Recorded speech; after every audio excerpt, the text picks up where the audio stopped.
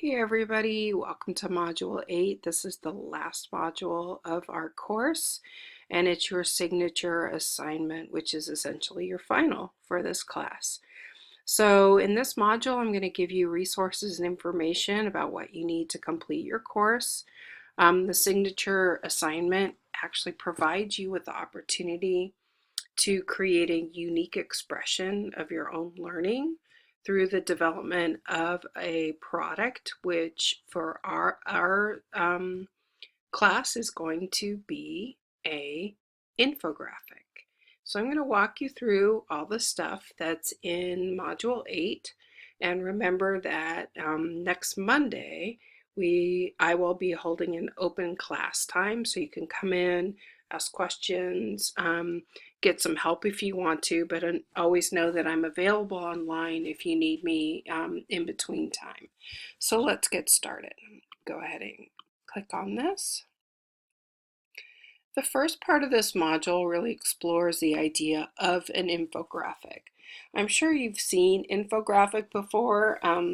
We've actually had them in our class a couple of times. I've used them throughout the semester, but they're a way of telling a story using data and graphics. If you recall back from our UDL module, one of the principles was multiple means of representation. So we're using visuals to tell a story, but the thing about an infographic is it's not just a visual, it's information in graphic form. So as you're going through this module, I want you to really think about that. It's information in graphic form and it tells a story. So here's an infographic, and just gives you kind of an overview of what an infographic is. In the next section, I have two videos looking at infographics kind of in different ways. So you can play this one here, play this one here. It's another way of interpreting that. But what you want to do is, after you look at those, remember that for your infographic, when you're going to be doing research to create your infographic for your signature assignment, and you're going to need to make sure that you remember that it's a story that has data and visuals. So think about, what's the story do you want to tell? What do you want to tell others? What's the data that supports that story? And what are the visuals that you can use that can help you tell that story? In here I have a couple of different examples. So this is an infographic that shows you have data that's sorted, arranged, and presented visually. Another infographic about the educational relevance of infographics. And then finally, I have a link to a site which I would highly, highly recommend that you spend some time exploring. It's Kathy Schrock's Guide to Everything. We've looked at some of her stuff before. But if you click on that and you scroll down, you'll see all kinds of stuff, not only on how to create infographics, but definitions of infographics, and then there's tons of samples here. Tons and tons of samples of infographics. So, and then all kinds of different tools. I do have some tools, but you can look through all this information. It's going to give you a lot of information about infographics. And not only is this important because this is your final, and I know that's important to you guys, but it's also important when you think about the fact that as an informational literate or data literacy teacher, you're going to want to provide your students, remember from UDL, multiple means of expression. So an infographic might be a way that you allow students to express or to show what they know. It's a different method. It's not an essay. It's not a test. It's a way that shows that you can put all the stuff we've done this semester together and create an interesting product to be able to share. All right, next is the details on the signature assignment itself. So in here, the reason I call it a signature assignment and not a final is that it is part of what CSUCI has developed as a model for course assessment.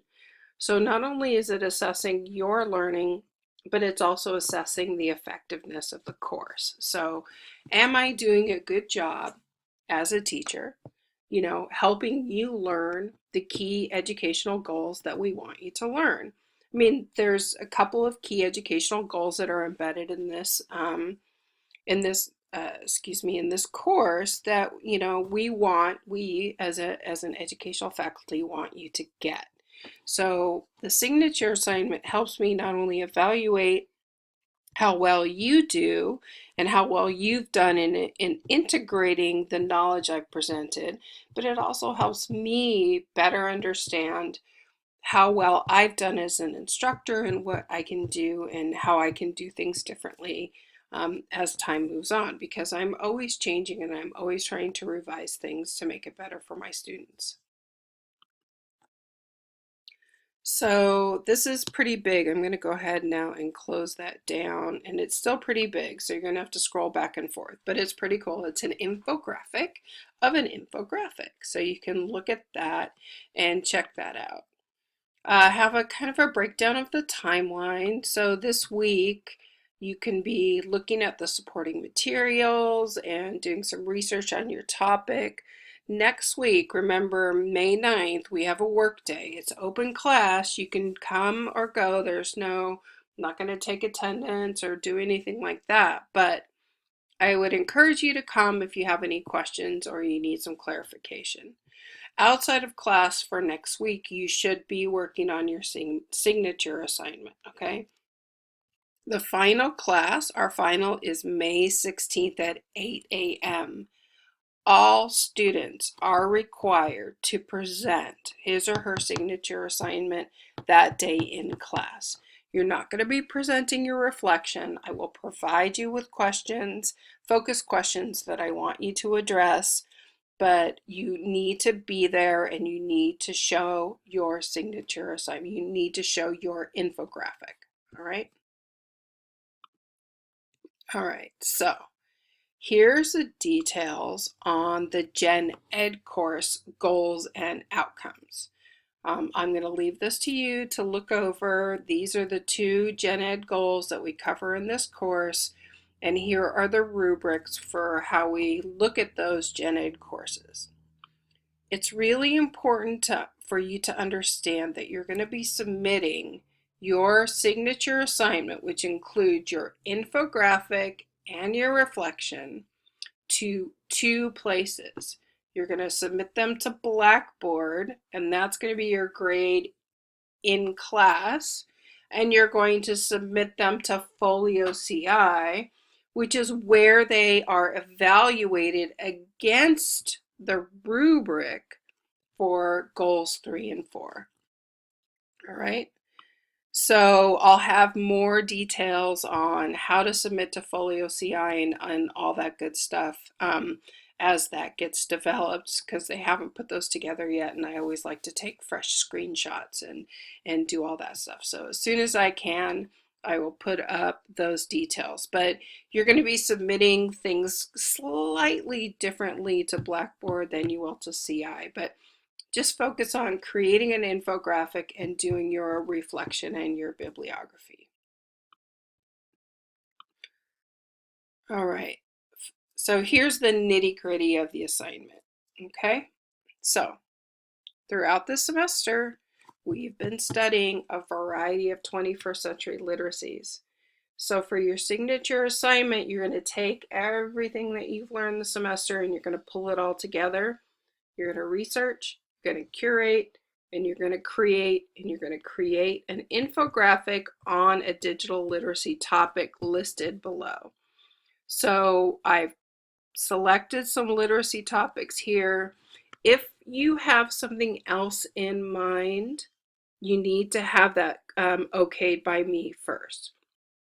So if you choose one of the topics I've listed, you're good. If you have something else that you want to cover, that's fine, but you need to have it okayed by me first. So your process you're going to go through is you're going to pick one of those topics, or you're going to pick a few and start researching them, narrow it down to a topic, and you're going to determine your story. You're going to start thinking about the data you need to collect or find to support that story, and think about the visuals you want to use to tell that story. You also need to be able to identify your audience. Is it for students? Is it for parents? Is it for teachers? Is it for young students, middle school students, older students? You have to determine an audience. Then you're going to go through evaluating and curating your resources. Don't forget that process you went through when you evaluated websites. You know, who's the author? Is it timely? Can you tell if it's an authoritative source? All those things. So you're going to need to make sure that you choose sources that evaluate well, that are authentic, that you can have faith in the data that they provide. You're going to create a bibliography of sources. So remember back to when we did copyright and fair use. And then also you're going to then create, ta-da, your infographic. That's your final. In addition to creating the infographic, you're going to have to write a reflection, or you can do a combination of written and video reflections. Okay. So in your reflection, you're going to address the strategies you used to find information for your artifact. Why did you use those strategies? And I'm kind of combining this part here and this part here. Be specific. How did you search? How did you find? How did you filter? Remember all those skills you learned. Go back to your reflective journals and look at things that you wrote then when you were doing your journals about finding and filtering. All right? And you can do that either as a written piece or a video reflection. Basically, you can bring the video up, you can have it on your face, and you can talk. Next thing you want to discuss your sources. How did you get them? Why did you use them? How were they relevant to your project? Remember your ideas that you learned from curating and evaluating. And when you write your reflection or you talk through your video reflection, be specific, all right? Be specific. Who's your audience? How did you adjust your presentation to fit that particular audience? Did you choose graphics that were more relevant to adults versus kids, or vice versa? Who is your audience, and how did you frame the information in your infographic to meet the needs of your audience? All right. What tools did you choose to create your presentation? I'm going to show you a few tools that you can look at, and all I want you to do is think about why you chose one tool over the other. Throughout the semester, we've used all kinds of digital tools, and then I'm going to give you a variety of things that you can choose to use for creating your infographic, and I just want you to reflect on why you chose that tool. It was easy to use, it had the information I needed, but be more specific than that. Don't just say it was easy. I mean, that's not a reflection. So think back to writing your reflective journals, all right? There's a reason behind some of that, okay? What were your biggest challenges? But also, what were your biggest successes?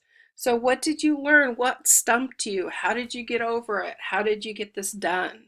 And then for your bibliography, you're going to cite your sources and your images, and you're going to cite them using APA style, all right? And for images, you can use the Creative Commons image source or image citation process that we learned. So these are just some hints for thinking about those strategies. Next, you're going to want to come down here and you're really going to want to look through these rubrics, because this is how you're going to be evaluated. So you're going to be evaluated, one, on your infographic, okay? And two, on your reflection. So you're going to be evaluated both on the quality of the infographic and the content and the quality of your reflection. All right, so you're going to want to make sure that you look over those rubrics very well. Almost there. The next section is just a folder with some tools in it. I'm going to be going over these during our work day. So PictoChart is the first one on the list. Here's some help. Here's some video ones. PictoChart seems to be one of the easier ones to use in terms of its setup for infographics, but there's also Easly and there's also Canva. These are just 3 tools. There's a ton of tools out there. You could use Google Draw if you want. There's lots of different options. And then if you want to do a video reflection, again, there's lots of options. If you have a Mac, you could, use iMovie or something like that. But one of the easiest tools to use out there is Screencast-O-Matic, and it's free. And again, I will be going over these on Monday when we have our work day. So I know this is a long intro, but this is to get you started, and please don't hesitate to contact me via email, using Remind Chat, whatever way you need to if you have any questions. And I encourage you to come Monday if you have questions, or even if you just want to sit and get a good start on your infographic. All right, have a good rest of the week, and I'll talk to you later. Bye-bye.